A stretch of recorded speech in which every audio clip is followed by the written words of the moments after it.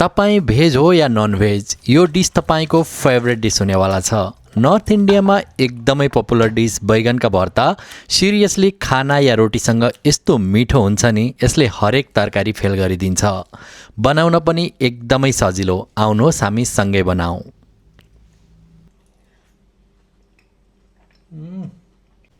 हामी ठुलो खालको एक प्लान्ट लिएका छौँ। यसलाई हामीले चक्कुले चारैतिर सानो सानो होल बनाउँछौँ र दुवैतर्फ तेल लगाएर करिब 20-30 मिनट जस्तो एयर फ्रायर गरी पकाउँछौँ। तपाईले यसलाई ग्यासमा, ओभनमा, आगोमा जेमा सजिलो लाग्छ त्यसमा पोल्न सक्नुहुनेछ।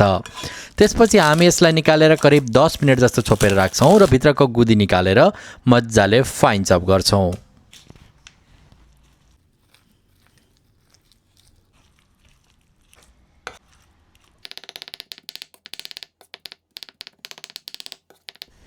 अब प्यानमा तोरीको तेल राखेर जिरा र सुकेको खुर्सानी फ्राई गर्छौँ र फाइन चप गरेको प्याजलाई पनि राखिदिन्छौँ। हल्का प्याज ब्राउन भइसकेपछि लसुन र अदुवाको पेस्ट राखी एकछिन फ्राई गर्छौँ। त्यसपछि हामी नुन र बेसारलाई एड गरिदिन्छौँ।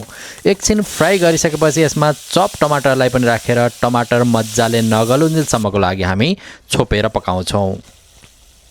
त्यसपछि यसमा कश्मिरी रातो खुर्सानीको धुलो र होममेड स्पेशल मिक्स मसला पनि राखी मिक्स गर्छौँ र यसमा भान्टाको चप गरिएको गुदी पनि राखेर मिक्स गर्दै पकाउँदै गर्छौँ।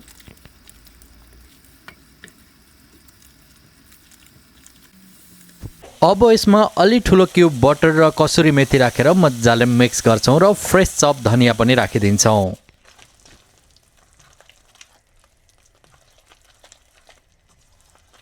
गाइज, तपाईँ यसको लुक्स हेर्नुहोस् अनि क्वालिटी चेक गर्नुहोस्। यस्तो चप्प मुखमै लाग्ने खालको तरकारी तपाईँ खाना तथा रोटीसँग सर्भ गर्न सक्नुहुनेछ। Stay tune with global kitchen tour. Thank you.